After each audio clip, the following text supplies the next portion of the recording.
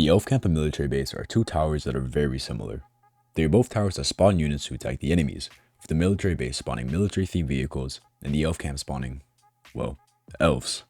Because of their similarity, it may be difficult to decide which tower you should use.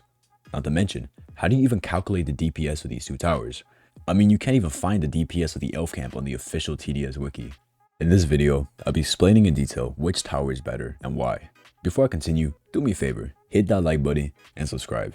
It helps me out a lot, and I really appreciate it. Anyways, let's start with the military base. It costs 400 cash to place. At level 0, it spawns a green Humvee. The Humvee has 25 health and spawns once every 60 seconds. The level 1 upgrade, for 200 cash, shortens the spawn rate from every 60 seconds to every 40 seconds. The level 2 upgrade, for 400 cash, improves the Humvee, giving it 60 health instead of 25, and some fancy barbed wire in the front. The level 3 upgrade, for 1200 cash, adds a mounted gunner to the Humvee, allowing you to shoot zombies within its range. The gunner deals 3 damage per hit and fires once every 0.2 seconds. The level 4 upgrade, for 6000 cash, changes the Humvee and mounted gunner into a powerful tank.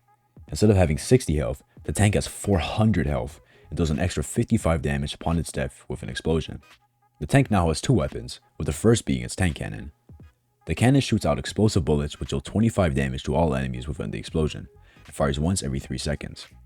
Its second weapon is a machine gun, which has the same rate as a mounted gunner, but deals 6 damage per shot instead of 3. The 5th and final upgrade, for 26,000 cash, changes the tank into a futuristic railgun tank, which has a whopping 1200 health. On top of that, it creates an explosion on death which deals 155 damage to all enemies within the explosion. Its cannon now deals 60 damage per hit instead of 25, and the machine gun deals 16 damage per hit instead of 6. One fully maxed out military base will cost you a total of 34,200 cash. Its DPS is a little complicated to calculate.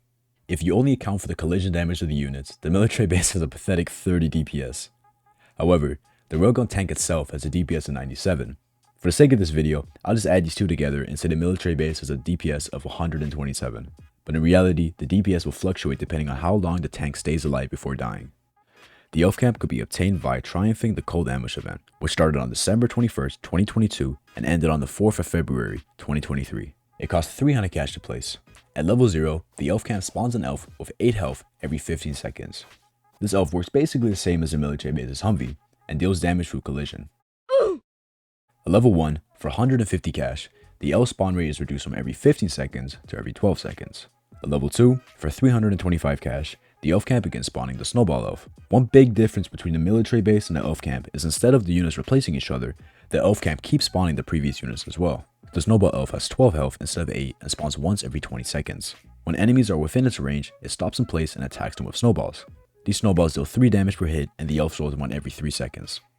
I think it's kinda funny how a snowball thrown from an elf does as much damage as a bullet from a mounted gun, but I guess the elves are just really good at throwing snowballs. The level 3 upgrade, for 1500 cash, makes the elf camp now spawn bomber elves. These elves have 14 health and carry an explosive present. Upon death, the present explodes, dealing 35 damage. The level 4 upgrade, for 3,500 cash, makes the elf camp now spawn guardian elves and replaces the snowball elves with cannoneers. The guardian elf has 60 health and spawns once every 20 seconds. When an enemy is within the range of the guardian, it stops and attacks them with its sword. Each swing deals 15 damage and attacks every 0.5 seconds. The cannoneer elf has 20 health and a pair spawns every 25 seconds.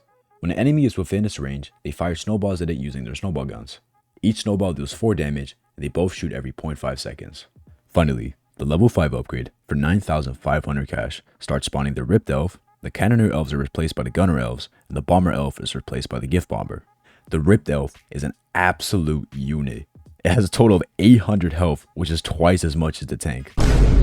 Every 4 seconds, it throws a giant snowball at any enemies within its range, dealing 140 splash damage.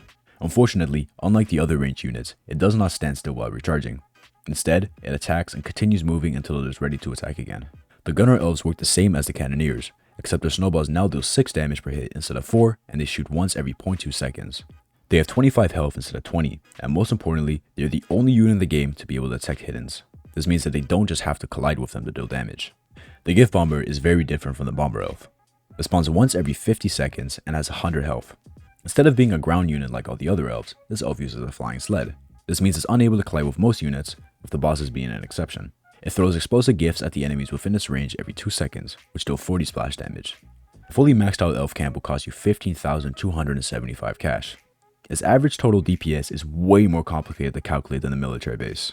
Because the gunner elf can stack, the elf camp can theoretically reach an infinite amount of DPS.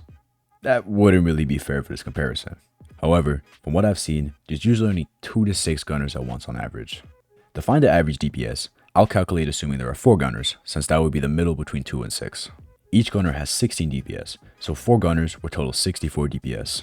The gift bomber has a DPS of 20, but that's only if it hits a single enemy. I'm gonna assume most of the time the bomber is at least hitting 2 enemies, so the DPS would be 40. The guardian elf usually gets a few hits off and then dies. The amount of hits it gets depends on the health and speed of the enemy, but on average, I've seen it get about 5 hits before it dies. 5 hits equals 75 damage. If we add that to the 60 health of the guardian, then divide that by the respawn rate, we get a DPS of 5.4. Finally, we have the ripped elf. In most games, I usually always see at least one of them on the screen, with there rarely being 2 or 0. This is another splash attacker, so I'm gonna say it hits at least 2 enemies per shot. This gives it a DPS of 70. We also need to account for the fact that it has 800 HP, so if we divide that by the spawn rate, we get an added DPS of 10. If we put these two together, we get a total DPS of 80 for the ripped elf. Now, if we add all the DPS from every unit, we get a total of 189. That's most likely not completely accurate. However, it gives us a rough estimate of what the elf camp can do. So we know that the DPS of the elf camp is much better than the military base, as well as the fact that the elf camp costs less than half of the military base. But there's one factor we haven't accounted for yet: placement limit.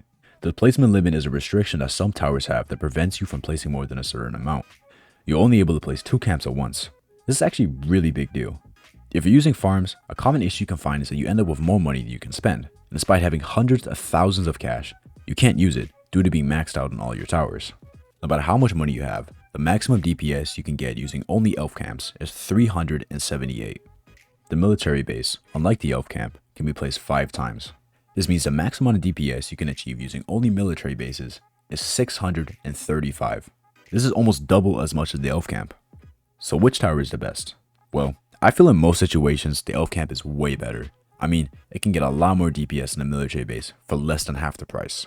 However, if you're planning on bringing the farm, commander, and DJ and want to bring an early game tower like the Golden Scout, the military base could be a better choice for you, as you'll be able to contribute a lot more DPS towards the late game. This video took a lot of time to make, so if you enjoyed, please hit that like button and subscribe to join the Blue Hair Mafia. I'll see you on the next video.